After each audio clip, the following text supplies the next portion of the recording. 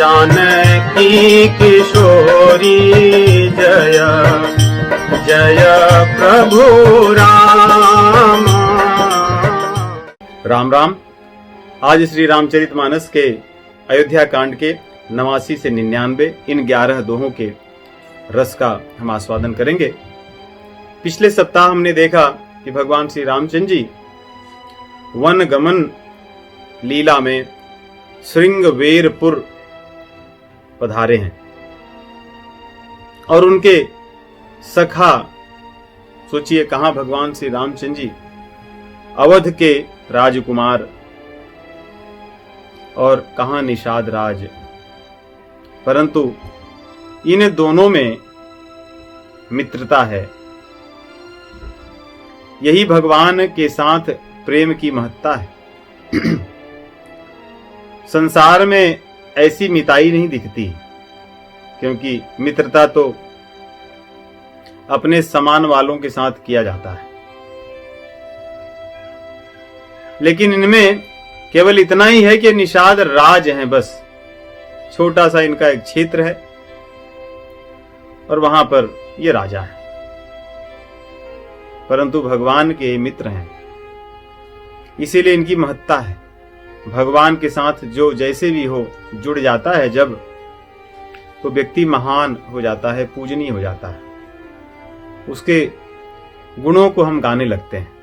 तो निषाद राज को जब पता चला कि प्रभु यहां पधारे हैं, तो दौड़े हुए आए और भगवान से एक प्रार्थना किए, जो कितना अच्छा था। कहते हैं कि प्रभु आप ऐसा कर दो कि मेरे समाज में मेरा नाम हो जाए।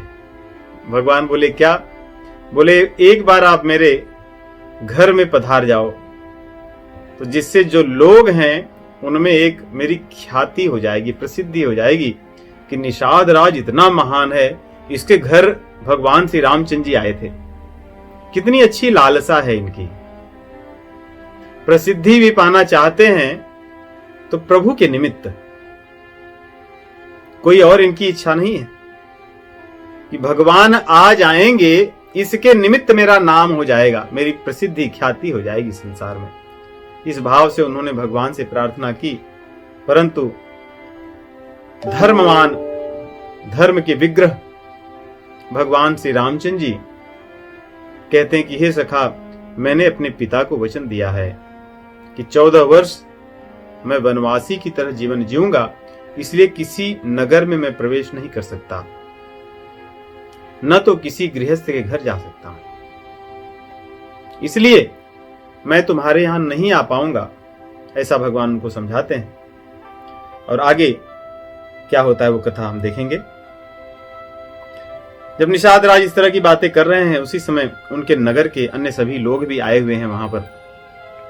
सब जगह संदेश, जैसे दावाग्नि होती है, जंगल की आग, उसके समान फैल गई कि रामचंद्र जी पधारे हैं श्रृंगवेरपुर में। सब जगह से लोग दौड़े दौड़े रामचंद्र जी के दर्शन के लिए आए। जब उन्होंने भगवान को वलकल चीर में और वनवासी की तरह देखा, उनके नेत्रों से अश्रु बहने लगे। ये महाराज दशरथ जी के पुत्र हैं, ये राजकुमार हैं अयोध्या के, वो भी इस रूप में। लोगों ने चर्चा आरंभ की कि आखिर कारण क्या है। उन्होंने कारण को जाना कि माता कैकेयी की इच्छा के कारण ये वन में आए हैं। उन्होंने महाराज दशरथ जी से 2 वर मांगे, जिसके कारण इन्हें 14 वर्ष, इन राजकुमारों को 14 वर्ष वन में रहना होगा। उन्होंने जब माता जानकी की तरफ देखा, उनकी पीड़ा और बढ़ गई। इतनी सुकुमार, इतने कम अवस्था की, जो कि सुख को भोगने की अवस्था है, राजकुमारी बनकर अवध में रहने की अवस्था है, ऐसे में ये वन वन भटक रही हैं। इस प्रकार उनके मन में बहुत पीड़ा होने लगी। लोग एक दूसरे से भला बुरा कहने लगे। उसी समय निषाद राज भगवान श्री रामचंद्र जी को लेकर एक शिंशुपा वृक्ष, जिसको अशोक वृक्ष भी कहते हैं, उसके नीचे ले गए, भगवान के बैठने की और वहीं पर रात्रि विश्राम करने की वो व्यवस्था करने लगे। उस समय नगर के जो लोग आए हुए थे वे लोग प्रणाम कर करके भगवान श्री रामचंद्र जी से उनको दंडवत प्रणाम किए, नमन किए और वहां से अपने अपने घर को जाने लगे। संध्या हो रही थी। भगवान श्री रामचंद्र जी ने संध्या बंधन की तैयारी की। उन्होंने अपनी संध्या की और निषाद राज ने कुशों की और कोमल पत्ते वृक्षों से ले आकर के उनकी साथरी बनाए, अर्थात आसन बनाए, शय्यासन जिसपे शय्या कर सकें, साथरी बनाए, जो हो सकता था जितने कोमल कोमल पत्ते हो सकते थे। उसके बाद भगवान के भोजन के लिए मधुर मधुर फल को, कंद को, मूल को ले आए, दोनों में भर भर के, और दोनों में भर भर के ही जल लाए और भगवान श्री रामचंद्र जी को अर्पित किए। श्री रामचंद्र जी निषाद राज के द्वारा अर्पित जो कंद, मूल, फल इत्यादि थे उनको ग्रहण करके, जल को ग्रहण करके रात्रि में विश्राम किए। और जो उनके भैया थे लखन, वे अपनी सेवा में लग गए, उनके चरण को चापने लगे। रामचंद्र जी के चरण को चापना यही लक्ष्मण जी की सेवा है, इतने उनके जीवन की। जब माता जानकी साथ में रहती हैं जब जब, तो दोनों जन अपने एक एक चरण बांट लेते हैं, एक आपका और एक मेरा। तो लखन भैया सेवा में भगवान श्री रामचंद्र जी के नियुक्त हो गए। और जब भगवान को नींद आने लगी तो उन्हें कष्ट ना हो, वे सो जाएं, इसलिए उन्होंने धीरे धीरे चरण चापना बंद कर दिया और बड़े धीमे मंद वाणी में निषादराज कुछ उनसे बात करने लगे। और जब वहां पे उन्हें लगा कि अगर हम अधिक बात करेंगे, क्योंकि जब लखन भैया धीरे से कुछ बोले तो निषादराज और कुछ बातें करने लगे।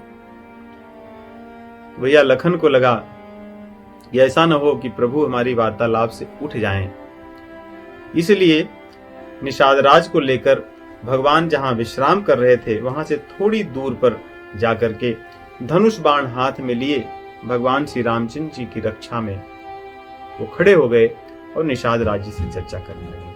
क्योंकि ये जंगल है, जंगल में विविध प्रकार के पशुओं का भय है, नरभक्षी पशु भी यहां पर हैं, इसलिए निषादराज ने भी अपने जो बड़े ही विश्वास पात्र जो सेवक थे, रक्षक थे, उन रक्षकों को भगवान श्री रामचंद्र जी की सेवा में लगाए कि रामचंद्र जी की चारों ओर से रक्षा कीजिए।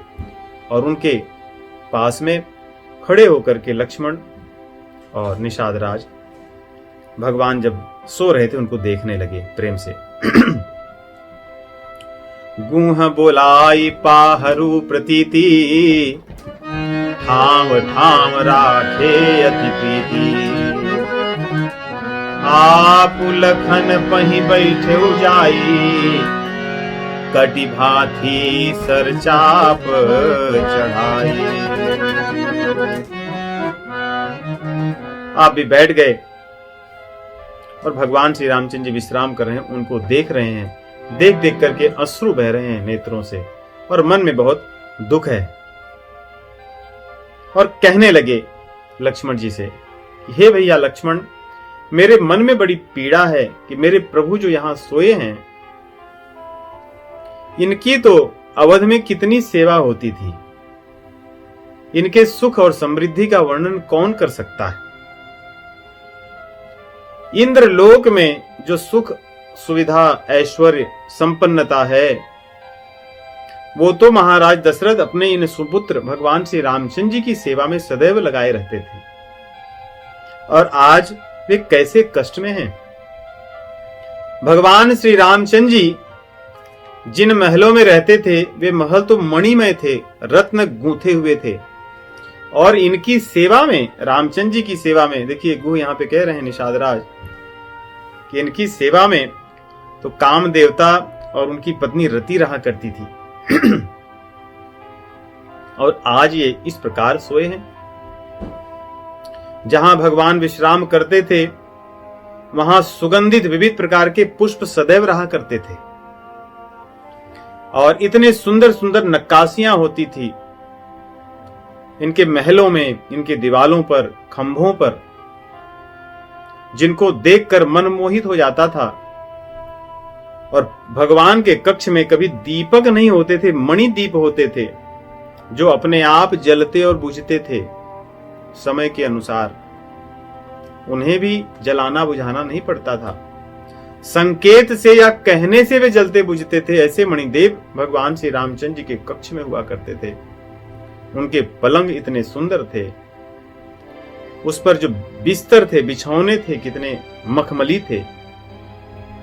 ऐसा लगता था कि दूध के फेन के समान मखमली भगवान के बिस्तर थे। तुराई थी, तुराई अर्थात तोशक, तकिया थे। और आज प्रभु कैसे रह रहे हैं? भगवान श्री रामचंद्र जी की जो शोभा थी, उनके मुखमंडल को देखकर काम देवता लज्जित हुए खड़े रहते थे। माता जानकी जी के सौंदर्य को देखकर रति लज्जित हुआ करती थी, परंतु आज ये कैसे आभूषण को धारण किए हुए। इन आभूषणों और इतने सुंदर वस्त्रों के बिना भगवान श्री रामचंद्र जी को देखकर मेरा हृदय विदीर्ण होता जा रहा है। इस प्रकार भगवान श्री रामचंद्र जी के दुख को देख करके कह रहे हैं, अपनी पीड़ा को व्यक्त करते हुए कहते हैं कि कितने दास और दासी रामचंद्र जी की सेवा में थे। माता पिता के ही नहीं, देखिए कितनी बड़ी बात कह रहे हैं, केवल माता पिता के नहीं, नगर के एक एक व्यक्ति के आंखों की पुतली है रामचंद्र जी। मेरे आंखों के तारे राम, मेरे प्राणधारी राम। कहते हैं कि अवध के एक एक जो व्यक्ति हैं, अवधवासियों के आंखों के ये तारे हैं। मातु पिता परिजन पुरवासी, सखा सुशील दास अरुदासी।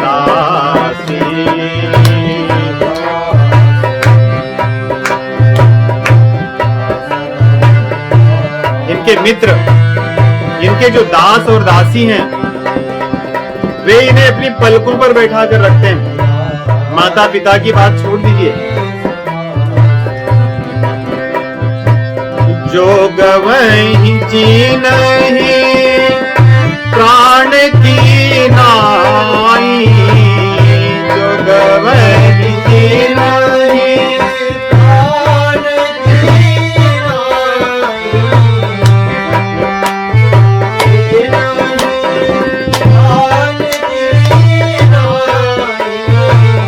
मही सोवत ते राम गोसाई।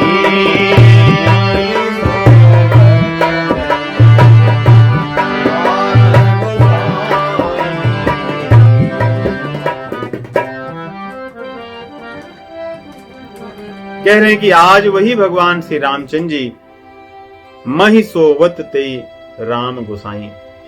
गो का अर्थ पृथ्वी भी होता है, इसलिए यहां पे गोसाई कहते हैं। और गो का अर्थ अपनी इंद्रियां भी होती है। जो इस पृथ्वी का पति होगा वो कभी पृथ्वी पर इस प्रकार ऐसे नहीं सो सकता, वो तो वैभव संपन्नता के साथ सोएगा। भगवान श्री रामचंद्र जी गोसाई अर्थात अपनी इंद्रियों के पति हैं। उन्हें सुख वैभव इत्यादि किसी चीज की आशा नहीं है, बंधन नहीं है, आसक्ति नहीं। इसलिए वो कभी इंद्र देवता के राजमहल जैसे सुख में भी रहते हैं और कभी से पृथ्वी पर कुश और पत्तियों के बिछौने पर भी सो जाते हैं। उन्हें कोई प्रभाव या दुख नहीं पड़ता। आगे कहते हैं, जिनके पिता जनक हैं, महाराज जनक जैसे जो योगी हैं, और जिनके ससुर महाराज दशरथ जी जैसे हैं, इतना ही नहीं, जिनके पति भगवान श्री रामचंद्र जी जैसे हैं, आज वो भी पृथ्वी पर सो रही हैं, आज उनकी स्थिति कैसी है। रामचंद्र पति सोवै देहि,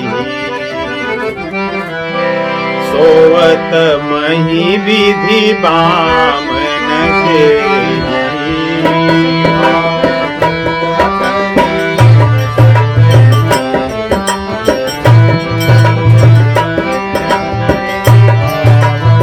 क्या हमारी जानकी जी, क्या हमारे महाराज राजकुमार रामचंद्र जी वन के योग्य हैं? ऐसा संभव नहीं है, परंतु प्रारब्ध को कौन बदल सकता है? कर्म की गति को कौन बदल सकता है?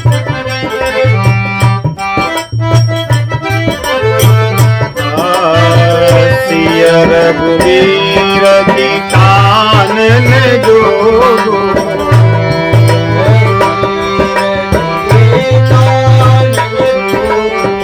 कर्म प्रधान सत्य कहलो।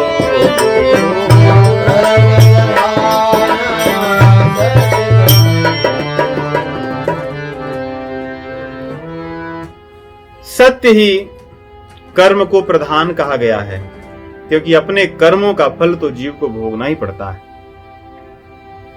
इस प्रकार चर्चा चल रही है। निषाद राज के मन में और दुख हुआ और वे माता कैकेयी को भला बुरा कहने लगे, क्योंकि ऐसा क्या कर्म भगवान रामचंद्र जी ने किया जिसके कारण उन्हें कष्ट उठाना पड़ा। प्रश्न उठता है, इसलिए कहने लगे कि बहुत दुख की बात है कि कुमति कैकेयी की जो थी उसने भगवान श्री रामचंद्र जी को कष्ट दिया और रामचंद्र जी को ही नहीं पूरे विश्व को दुख दिया, क्योंकि भगवान रामचंद्र जी पूरे संसार को सुख देने वाले हैं। यदि उन्हें दुख होगा तो संसार को दुख होगा। ये बात को याद रखना चाहिए सदैव। यदि हमारे आराध्य भगवान श्री रामचंद्र जी की सेवा, अर्चना, पूजा, उनकी कथा संसार में अच्छे से नहीं होगी तो संसार कभी भी सुख में नहीं रह सकता। जो आनंद सिंधु सुख राशि, सीकर ते त्रैलोक सुपासी, सो सुख धाम राम असनामा। तो इनका नाम ही सुख धाम है। यदि हमारे आराध्य भगवान ही, देखिए भारत में भगवान श्री रामचंद्र जी का भव्य दिव्य जन्मभूमि पे मंदिर बन रहा है। जितने समय तक उस प्रांत में भगवान तंबू टेंट में रहते थे, उस प्रांत में कितने दुख की बात थी कि बड़ी दरिद्रता छाई थी। परंतु भगवान के मंदिर के शिलान्यास के साथ ही उस प्रांत का भाग्य ही बदल गया। सर्वत्र आनंद ही आनंद है। सुख की किरणें सदैव दिख रही हैं। ऐश्वर्य वैभव दिखने लगा है। लोगों में धर्म की चेष्टा दिखने लगी है। इसलिए हम अपने आराध्य को सर्वोपरि रखें, उनकी सेवा करें। यहां पे कह रहे हैं कि भय दिनकर कुल बिटप कुठारी, कुमति कीन सब विश्व दुखारी। यदि रामचंद्र जी को कोई दुख देगा, ये रामचंद्र जी को कष्ट होगा तो संसार को कष्ट होगा, ऐसा कह रहे हैं। एक भक्त का भाव है और यही भाव सत्य है। भयमु विषाद निषादहि भारी, राम सिय मई सहन न्यारी। तो भगवान को देखकर जब निषाद राज को बहुत अधिक कष्ट हुआ तो भैया लखन उनको अब समझाते हैं। बड़ी सुंदर यहां पे वार्तालाप है दोनों जन की, लखन की और निषाद राज की। इसमें तीन बातें हम देखेंगे कि साधक, सिद्ध, साधक, विषयी, साधक और सिद्ध, इन तीनों की बात कहते हैं। संसार में वास्तव में तीन तरह के ही लोग हैं। विषयी लोग हैं जो विषय भोग में लगे हैं, और कुछ लोगों को जिनको भगवत कृपा से सत्संग मिल गया है, वे अपने आप को विषय भोग से निकालकर साधना कर रहे हैं वे साधक कहलाते हैं। और यही साधना जब परिपक्व हो जाएगी, सिद्ध हो जाएगी, तो सिद्ध पुरुष हो जाते हैं, अर्थात सफलता प्राप्त हो जाती है, भगवान का अनुभव हो जाता है उन्हें। इस प्रकार तीनों की चर्चा यहां लखन करेंगे। मुख्य रूप से भैया लखन ये कहते हैं कि कोई भी जीव संसार में किसी और के द्वारा दुख नहीं पाता, दुख तो अपने कर्मों से ही मिलता है। क्योंकि यदि ऐसा होने लगे कि कोई और किसी को दुख दे रहा है, तो फिर भगवान का सिद्धांत, जो कर्म का सिद्धांत है, वो गलत हो जाएगा। क्योंकि सिद्धांत यही है कि जो जैसा कर्म करता है उसका फल उसे उसी रूप में मिलता है। निमित्त कोई और हो सकता है, संभव है कोई निमित्त हो सकता है, परंतु फल तो अपने कर्मों का ही मिलता है। ये सिद्धांत बताते हैं।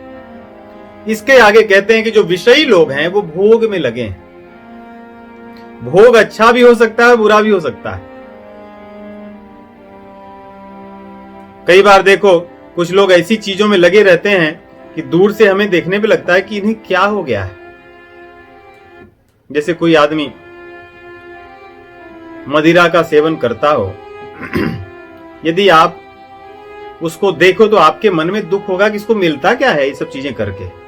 ये तो अपने जीवन को वास्तव में व्यर्थ कर रहा है, परंतु उसके लिए वो भोग सामग्री है, भोग में लगा हुआ है।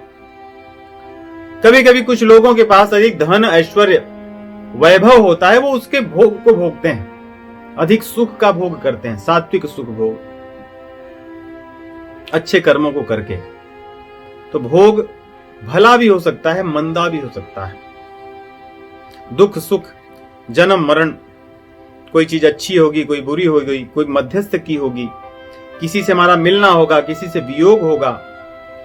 इस प्रकार की चीजें हमें संसार में फंसा कर रखती हैं। ये सब चीजें मोह के कारण होता है। तो विषयी जीव के लक्षण हैं कि उसका सारा जो कर्म है वो मोह से प्रभावित होता है, मोह द्वारा संचालित होता है। उसके जितने भी कर्म आप देखोगे वो केवल और केवल मोह से होते हैं। दिखने में अच्छा हो सकता है या बुरा हो सकता है। जो साधक हैं उन्होंने जीवन में अपना लक्ष्य माना है। क्या लक्ष्य है उनका? कि मुझे परमार्थ की प्राप्ति करनी है। अर्थ की प्राप्ति विषय ही करता है, अर्थ अर्थात संसार के भोग विलास इत्यादि अर्थ। और जो साधक है उसका लक्ष्य परमार्थ होता है, परम अर्थ। परम अर्थात हमारे प्रभु परमार्थी हो जाता है। तब वो स्वप्न में नहीं रहता। जो विषयी है वो मोह रूपी सपने में सोया रहता है। भगवान भगवत गीता के दूसरे अध्याय में 69वें श्लोक में कहते हैं, या निशा सर्वभूतेषु यस्याम जागृत संयमी यस्याम जागृत भूतानि सा निशा पश्यतो मुने। कि भोगी आदमी को जो अच्छा लगता है, साधकों को या सिद्ध लोगों को लगता है कि ये तो थोड़ा पता नहीं क्यों ऐसा कर रहे हैं। अर्थात जिसमें भोगी आदमी जागता है उसमें साधक या सिद्ध लोग सोते हैं। अर्थात जो चीजें भोगियों के लिए महत्वपूर्ण होती हैं, साधकों के लिए उनका कोई महत्व नहीं होता जीवन में। और वही चीज उल्टा है। जो चीजें साधकों सिद्धों के लिए महत्वपूर्ण होती है, भोगियों को लगता है ये क्या कर रहे हैं, ये हम यहां पर बैठ के भगवान के भक्तजन, भगवान के कृपा पात्र, बड़े पुण्य है हमारे जो हमें सौभाग्य मिला है भगवान की कथा को श्रवण करने का। परंतु कई लोगों की दृष्टि में हो सकता है कि क्यों ये लोग अपना समय व्यर्थ करते हैं, हर सप्ताह 4 घंटे 5 घंटे, इसमें कुछ और किया जा सकता है। तो जो हमारे लिए दिन है वो उनके लिए रात है। वो बात भैया लक्ष्मण यहां बताते हैं भोगियों के लिए। और साधकों ने अपने मन में जान लिया है कि कोई आदमी दुख या सुख वैसे ही पाता है जैसे सपने में दुख या सुख मिले। आया है तो चला जाएगा, चाहे सुख हो चाहे दुख, ये रहने वाले नहीं है। और सिद्ध कौन होता है? जो इन सब चीजों से ऊपर उठ जाता है, जिसने भगवान को प्राप्त कर लिया है। सर्वव्यापी, सर्वगत, सर्वसमर्थ, सभी काल में हमारे लिए जो प्राप्य हैं, प्रभु हैं, उनका जिसने अनुभव कर लिया वही सिद्ध है। और यही चीज लखन भैया निषाद को इस प्रकार कह रहे हैं कि भैया इस समय आप मोह से ग्रसित हो, इसलिए दुख सुख को देख करके रो रहे हो। यदि आप थोड़ा ऊपर उठोगे दुख सुख से, तब आपको लगेगा कि दुख सुख को जब छोड़ दोगे तो परमार्थ की तरफ दृष्टि जाएगी। तो रामचंद्र जी दुख सुख में न फंस करके परमार्थ का काम कर रहे हैं, अर्थात जो धर्म का मार्ग है उसका पालन कर रहे हैं, पिता की आज्ञा का पालन कर रहे हैं, सत्य को धारण कर रहे हैं, धर्म के मार्ग से अडिग हैं। और मैं भी अपने धर्म के मार्ग पे लगा हूं। इसलिए आप उस दुखी ना होइए। और इतना नहीं, फिर आगे वास्तविक बात बताते हैं। कहते हैं कि आप जिनको देखकर रो रहे हो, जिनको अपना सखा मान रहे हो, ये तो परात्पर परब्रह्म साक्षात भगवान है। इनको क्या कभी दुख सुख हो सकता है? ये तो अपने भक्तों को आनंद देने के लिए, अपने भक्तों की इच्छा को पूरी करने के लिए प्रकट हुए और ये सब लीला रच रहे हैं। इसलिए तुम इन सब चीजों से प्रभावित न हो। इस प्रकार भैया लखन विषयी, साधक और सिद्ध के लक्षण बताते हैं और निषाद राज को समझाते हैं कि आप दुखी ना होइए। हम इन चौपाइयां बड़ी सुंदर हैं, इनको गाते हैं। बोले लखन मधुर मृदु बानी, ज्ञान विराग भगति रस सानी।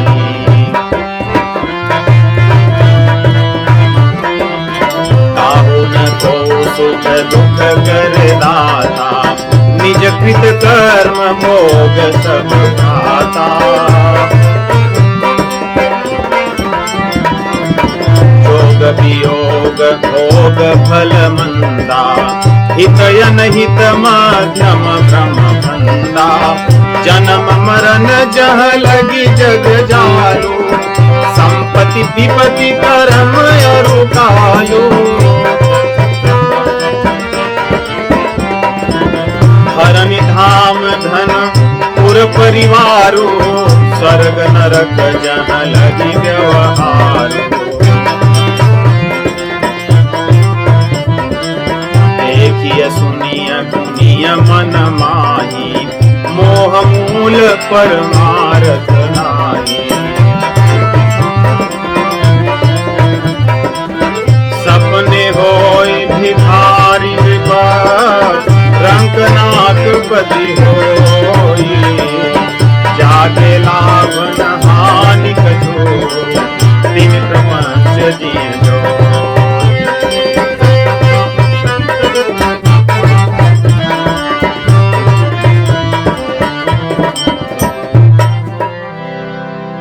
मोह निशा सब सोवनिहारा, देखिए सपन अनेक प्रकारा। सब सोए हैं, स्वप्न देख रहे हैं, इतना मिल गया, इतना बाकी है, ये कर लिया, ये करना है, इन्होंने मेरे साथ ऐसा किया था, मैं इनको मजा चखाऊंगा। ये संसार जो स्वप्न में सोया है मोह के कारण, लक्ष्मण भैया कहते हैं जागते तो वही हैं इस रात में जिन्होंने परमार्थ को अपना लक्ष्य बना रखा है। यही जग जामिनी जागहि जोगी, परमार्थी प्रपंच वियोगी। जानिय तबहि जीव जग जागा, जब सब विषय विलास विरागा। होई विवेक मोह भ्रम भागा, तब रघुनाथ चरण अनुरागा। जब तक ये मोह नहीं जाता और भीतर से वैराग्य की किरण नहीं आती, वास्तव में प्रभु के चरणों की तरफ प्रेम अनुराग नहीं होता, बहुत ऊपर ऊपर से रहता है। वैराग्य हुए बिना, वैराग्य के अंकुर जब भीतर हृदय में फूटते हैं, अपने आप प्रभु से प्रेम होने लगता है, जन जन से प्रेम होने लगता है, सब अपने लगने लगते हैं।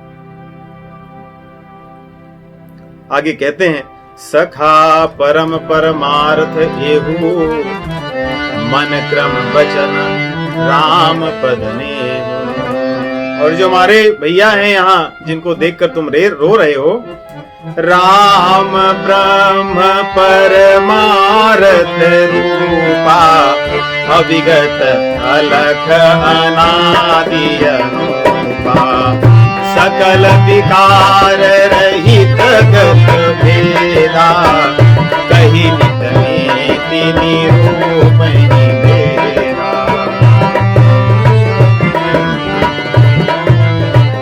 ये हमारे प्रभु अवतार लिए हैं, किस लिए? भगत के लिए। इस पृथ्वी पर जो पाप बढ़ गया उन पापियों को मारने के लिए, ब्राह्मणों के लिए, संतों के लिए, भक्तों की रक्षा करने के लिए और गौओं की रक्षा करने के लिए, देवताओं का अपराध और अपमान करने वाले जो पापी बढ़ गए हैं, इन राक्षसों के वध के लिए प्रभु अवतार लिए। ये बड़े कृपालु हैं, कृपा करके आए हैं। भगत भूमि भू सुर सुरभि सुरहित लागी कृपाल करत चरित धरि मनोजतन सुनत मिटहि जग जाल मिटहि जग जाल। इस प्रकार दोनों के बीच में संवाद वार्तालाप चल रही है और इसलिए भैया लखन कहते हैं, इसलिए अपने शोक को दूर कर दो मेरे सखा और भगवान के चरण कमलों से प्रेम करो। इन्हें अपना केवल सखा ही न मानो, ये साक्षात भगवान हैं, इसलिए उनसे उस रूप में प्रेम करो। इस प्रकार चर्चा करते करते भिन्नसार हो गया। और यहां पे देखिए कहते हैं, जागे जग मंगल सुखदारा। सुख के द्वार हैं प्रभु, इसीलिए तो हम पढ़ते हैं नहीं, मंगलम ह्याप्त कामाय पूर्ण कामाय मंगलम मंगलम जानकीशाय रामचंद्राय मंगलम। उनका मंगल गाते हैं क्योंकि उनका जब मंगल होगा तो सारे संसार का, विश्व का, जगत का मंगल होता है। कह रहे हैं कि ये मंगल दाता, मंगल देने वाले जो प्रभु हैं वे अब जगे, भुंसार हो गया। सकल शौच करी राम नहावा। भगवान स्नान किए, भैया सभी लोग स्नान करके आए, तैयार हुए। आज रामचंद्र जी अपने जूट जटा को बांधेंगे। बट वृक्ष से दूध को मंगवाए, जो बरगद का पेड़ होता है उसमें दूध होता है, उस दूध से उन्होंने अपनी जटा को आज बांधे, क्योंकि प्रतिदिन अब इसको धोना नहीं होगा। वन में वनवासियों की तरह रहेंगे भगवान, इसलिए अपने भी जटा को बांधे, भैया लखन के भी जटा को बांधे। और उसके बाद में निषाद राज जब रोकर शांत हुए, सुमंत जी साथ में आए। भगवान को जब इस जटा जूट के रूप में उन्होंने देखा, उनके नेत्र रुक नहीं पाए, अश्रु बहने लगे, रोने लगे और वो अपनी बात बताने लगे। कहते हैं कि एक बात मेरे मन में है जो महाराज जी ने कही है, मैंने आपसे नहीं कहा, अब कहता हूं, सुनिए और सुन करके उसको पालन कीजिए। हृदय दाहुवति पदन मलिना कह कर जोरी बचन यति दीना। नाथ कहे बस कौशल नाथा लई रथ जाहु राम के साथा। जब आप लोग वन गमन के लिए निकल गए अयोध्या से, महाराज जी मुझे बुलाकर बोले, हे मेरे मित्र, शीघ्रता से रथ लो और रघुनाथ के साथ दौड़ जाओ। उन्हें 2-4 दिन यहां वहां वन में घूमने देना, उसके बाद उन्हें समझाकर वापस ले आना और उन्हें कहना यदि वे नहीं आएंगे तो मैं अधिक दिनों तक जी नहीं पाऊंगा उनके बिना, इसलिए उन्हें समझाना। और ऐसा कहते हुए वे भूमि पर गिर पड़े, मूर्छित हो गए। उनकी यही इच्छा है कि चाहे जैसे हो आप लौट चले यहां से। इस प्रकार वो समझा रहे हैं, यदि आप नहीं चलोगे तो अवध अनाथ हो जाएगा आपके बिना। अवध में सभी लोग अपने प्राण को त्यज देंगे। ऐसा कह करके भगवान के चरणों में गिर पड़े। अवस्था तो रामचंद्र जी की उनके छोटे बच्चे के समान है, पुत्र के समान है। भगवान की अवस्था बड़ी छोटी है। उनके चरणों पर गिर पड़ते हैं। श्री रामचंद्र जी उन्हें उठाते हैं, विविध प्रकार से उन्हें समझाते हैं। कहते हैं कि हे काका श्री, आप तो धर्म की मूर्ति हैं, आप तो धर्म को जानते हैं। क्या आप ऐसी बातें कह रहे हैं वो उचित है कि मैं लौट चलूं? क्या पिताजी को मैं झूठा बना दूं? रघुकुल की जो रीति है उसको मैं खंडित कर दूं, कलंक लगा दूं? या आप नहीं जानते जो एक से बढ़कर एक जो श्रेष्ठ हमारे राजा महाराज हो गए हैं, रंतिदेव, शिबीजी, दधीच, हरिश्चंद्र, इन्होंने धर्म के लिए कितने कष्ट सहे हैं। क्या इस श्रृंखला को मैं तोड़ दूं अपने स्वार्थ के कारण, भोगे के कारण? इस प्रकार उनसे प्रश्न कहते हैं और कहते हैं इसलिए धर्म के पालन के समान या सत्य के पालन के समान कोई भी धर्म नहीं है। धर्म का पालन करना ही धर्म है, सत्य का पालन करना ही धर्म है। इसलिए मैं ऐसे कैसे करूं? मेरे लिए तो बड़ा सुगम था कि माता कैकेयी की कृपा से और पिताजी के आशीर्वाद से आज मुझे धर्म का पालन करने का, आज मुझे धर्म के पालन करने का अवसर मिला है और इस अवसर को मैं कैसे छोड़ दूं? इस प्रकार उनसे कह रहे हैं यदि मैं इसको छोड़ देता हूं तो मेरा अपयश होगा, पिताजी का अपयश होगा और हमारे वंश में सभी लोगों का अपयश होगा। ये तो मेरे लिए मृत्यु के समान है। जो संभावित अर्थात सम्मानित यशस्वी व्यक्ति का यश चला जाए, कलंक लग जाए, उसके लिए मृत्यु के समान है। संभावित पयस लाहु, मरण कोटि सम दारुण दाहु।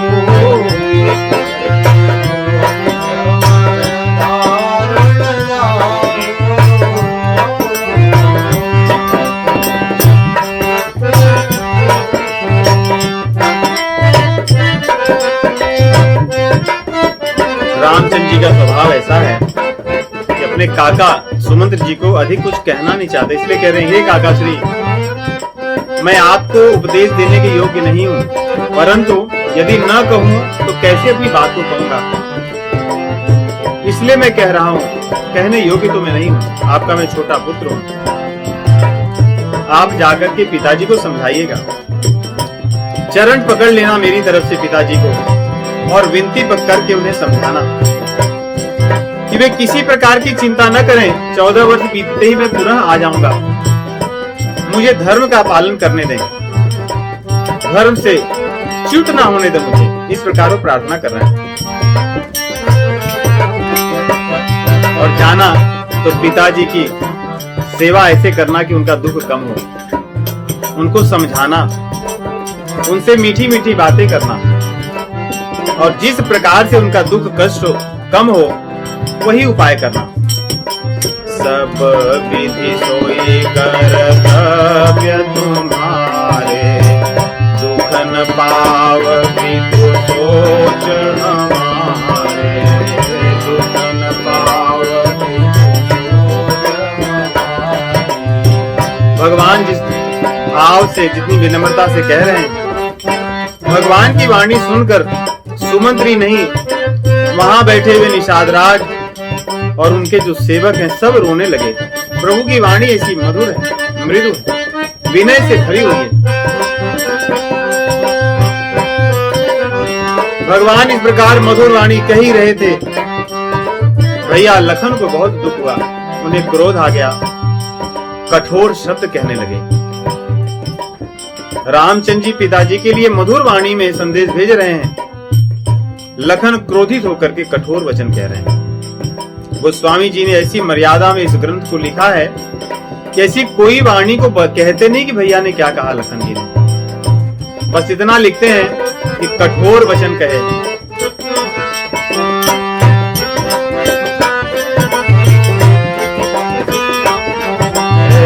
पुनि कछु लखन कही कटुबानी, प्रभु बरजे बड़ अनुचित जानी।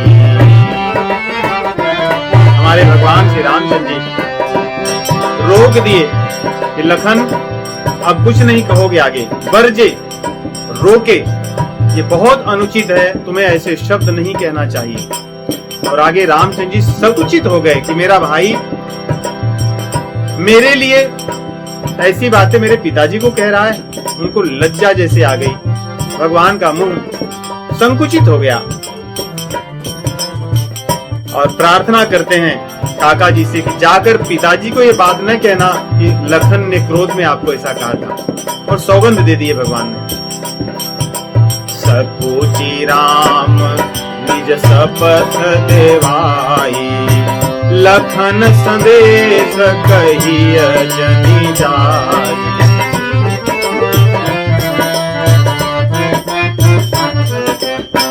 कह सुमंत्र पुनि भूप संदेशु, सही न सकी सिय विपिन कलेशु।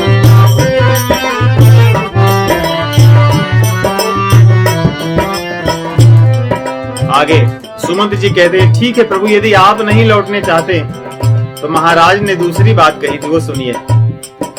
यदि राम जी न आए तो कम से कम मेरी पुत्र वधू को समझाकर तुम वापस ले आना। उसको ये कहना कि जंगल में बहुत प्रकार के कष्ट होंगे, वन में बहुत क्लेश होगा, वे लौट आए, कभी उनकी इच्छा करेगी तो अपने मायके चली जाएंगी और कभी इच्छा करेगी तो ससुराल में रहेंगी, और हम सब उनके साथ रहेंगे, उनके कष्ट को बांटेंगे। इस प्रकार का संदेश सुनाते हैं। भगवान भी कितने सरल हैं, बोले ठीक है, यदि ऐसी बात है तो ये मुझे उचित लग रहा है, क्योंकि जानकी को वन में चलने के लिए तो किसी ने नहीं कहा है। इसलिए भगवान अब जानकी को समझाने लगे। सोचिए माता सीता जी के ऊपर कितनी बड़ी विपत्ति फिर से आ गई। एक बार तो उन्होंने समझा बुझाकर कैसे भी मना लिया था और वन में आई हैं, अब दूसरी बार फिर विपत्ति आई। विदु संदेश सुनि कृपा निधाना, सियहि दीन सिख कोटि विधाना। करोड़ों विधि से समझा रहे हैं रामचंद्र जी, विविध प्रकार के तर्क से दृष्टांत दे देकर समझा रहे हैं जानकी जी को। जानकी जी लग रहा है मान नहीं रही हैं, वे भी दृष्टांत दे रही हैं और समझा रही हैं। इसलिए गोस्वामी जी केवल इतने में लिखते हैं कोटि विधाना, सियहि दीन सिख कोटि विधाना। आगे सास ससुर गुर प्रिय परिवार, हिरहु त सब कर मिटई घबार।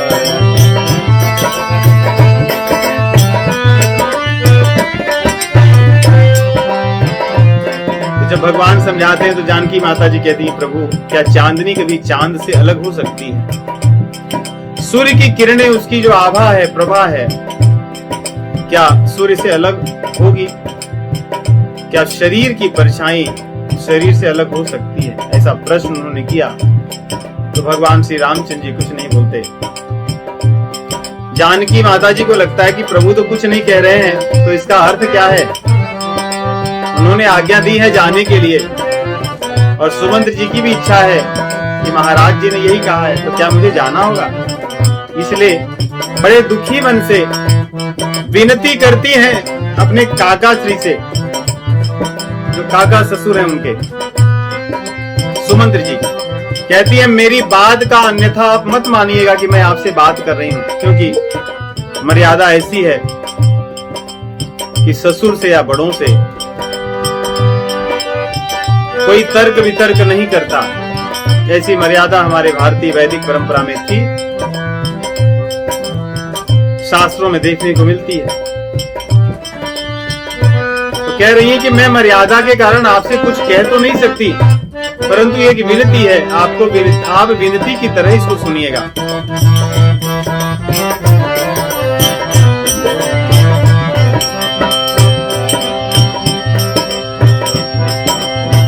आरती बस सन्मुख भयूं, तिलगन मानव तात, आरज सुत पद कमल बिनु, बादि जहां लगी नाथ।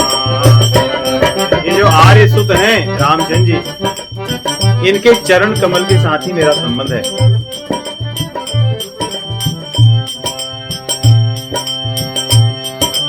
आप कुछ और ना सोचिएगा, मेरा संबंध इनके चरण कमलों के साथ है, इसलिए इन्हीं के साथ रहना चाहती हूँ। आगे कहती हैं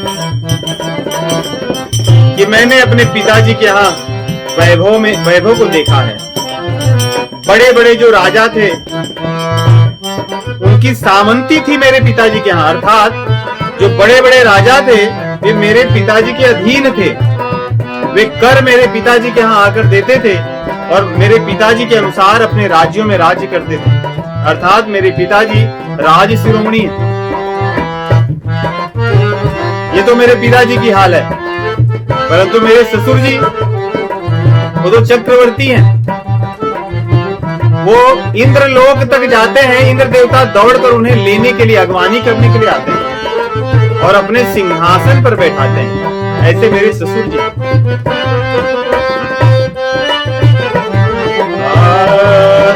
वैभव विलास में दीपा, नृप मणि मुकुट मिलित पद पीठा।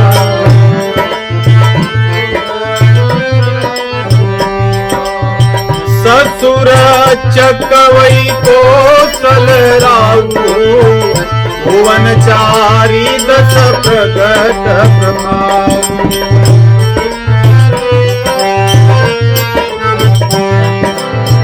आगे हुई जही सुरपति लेई, अरघ सिंहासन आसन देई, अरघ सिंहासन।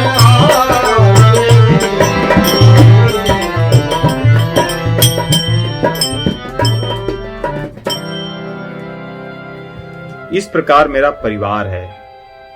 मैं मेरे मायके और ससुरे की बात आप कर रहे हैं, सही बात है। मायके में मेरे ऐसा वैभव है और ससुराल में ऐसा प्रभाव है, इसका वर्णन तो कोई नहीं कर सकता। परंतु प्रभु के चरण कमलों में जो मुझे सेवा करनी है, वो सेवा मैं वहां नहीं कर पाऊंगी। इसलिए आप मेरी विनती को विनती के समान ही समझिएगा और मुझे बाध्य न करिए चलने के लिए। सास ससुर सन मोरी हुती, विनय करिए परिमाया, मोर सोच जनि करिए कछु, मैं बन सुखी सुभाया। महाराज जी को मेरी चिंता है, वो मेरे हितैषी हैं, इसलिए मेरी चिंता कर रहे हैं। परंतु आप मेरी तरफ से मेरी सासू माँ को और मेरे ससुर जी के चरण को पकड़ लेना और मेरी विनती उनको सुना देना। मैं वन में ही रहना चाहती हूँ। इस प्रकार माता जानकी सुमंत्र जी को अपना संदेश कहती हैं। उनके संदेश को सुन करके सुमंत्र जी की स्थिति बहुत विचलित हो जाती है, व्याकुल हो जाते हैं। उनको नेत्रों से न तो कुछ दिख रहा है, न तो आगे अब कुछ सुन पा रहे हैं और न तो कुछ कह पा रहे हैं। नयन सूझन ही सुनई न काना, कही न सकही कछु अति अकुलाना, कही न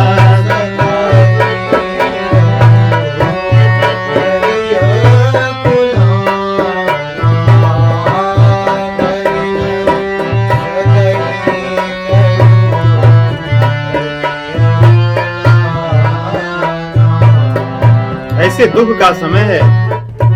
महाराज की आज्ञा को पालन नहीं कर पा रहे हैं। महाराज इनके महाराज ही नहीं, इनके परम मित्र हैं, परम मित्र हैं। महाराज के दुख को देखकर, सोचकर व्याकुल हो गए हैं कि अब मैं जब कहूंगा ये बातें उन्हें कि न तो मैं राम जी को ला सका, न तो जानकी जी को लौटा सका, उन पर क्या बीतेगी, ये सोचकर वो व्याकुल हो गए हैं। कुछ बोल नहीं पा रहे हैं। रामचंद्र जी और जानकी अब जो आगे कह रहे हैं वो सुन भी नहीं पा रहे हैं। उन्हें कुछ सूझ नहीं रहा है, चारों तरफ अंधकार छाया है, किम कर्तव्य विमूढ़ हो चुके हैं। परंतु भगवान उन्हें समझाते हैं, विविध प्रकार से प्रबोधते हैं, उन्हें सांत्वना देते हैं, समझाते हैं कि आप जाइए। भगवान के कहने पर भी उनको कोई प्रबोध नहीं होता, कोई ज्ञान नहीं होता। सोचिए, प्रभु जिसको समझाए उसको तब भी ज्ञान न हो। ये दुख तो प्रभु के वियोग का है। वियोग की यही विलक्षणता है, विरह के पीड़ा की यही विलक्षणता है। विरह में प्रेमी और प्रेमास्पद में मर्यादाएं टूट जाती हैं, सिद्धांतों की मर्यादाएं भी टूट जाती हैं। सुमंत्र जैसे मंत्री और भगवान श्री रामचंद्र जी जैसे उनको समझाने वाले, परंतु उन्हें कुछ समझ में नहीं आ रहा, क्योंकि विरह वेदना ऐसी तीव्र है। लेकिन मन में सोचते हैं, यदि मैं रामचंद्र जी की आज्ञा को छोड़ दूं तो ये तो गलत होगा, इसलिए इनकी आज्ञा को तो नहीं छोड़ सकता। ऐसा मान करके हृदय पर पत्थर रख करके वहां से लौटने की तैयारी करते हैं। मेटी न जाई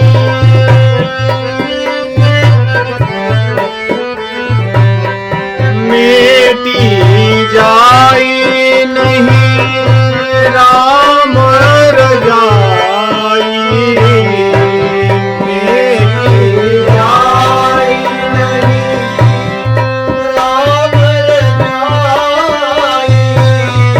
कठिन समय गति कछु न बसाई,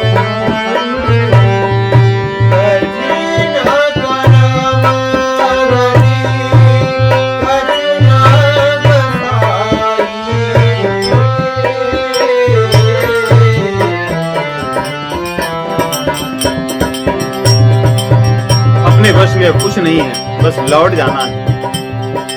रथ को हाँकने लगे, घोड़े रो रहे हैं,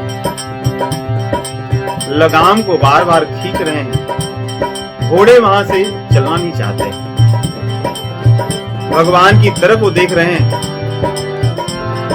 लगाम को बार बार खींच रहे हैं, पीड़ा से घोड़े हिनहिना रहे हैं, परंतु प्रभु की ओर से अपनी दृष्टि को नहीं हटाते। कैसे हैं हमारे राम, कैसा है उनका प्रेम, जहां पे पशु पक्षी भी उनके वियोग को नहीं सह पाते। रथ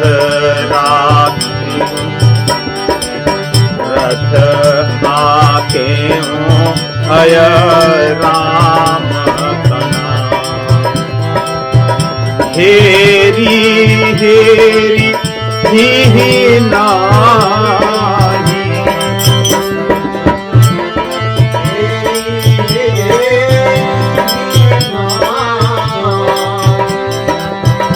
देखी निषाद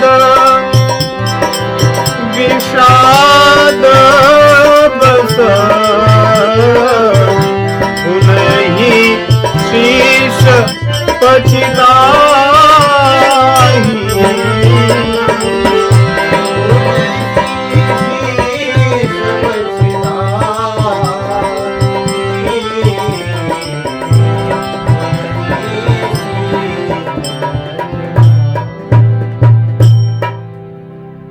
रथ लौटाते हैं, घोड़े हिनहिनाते हैं।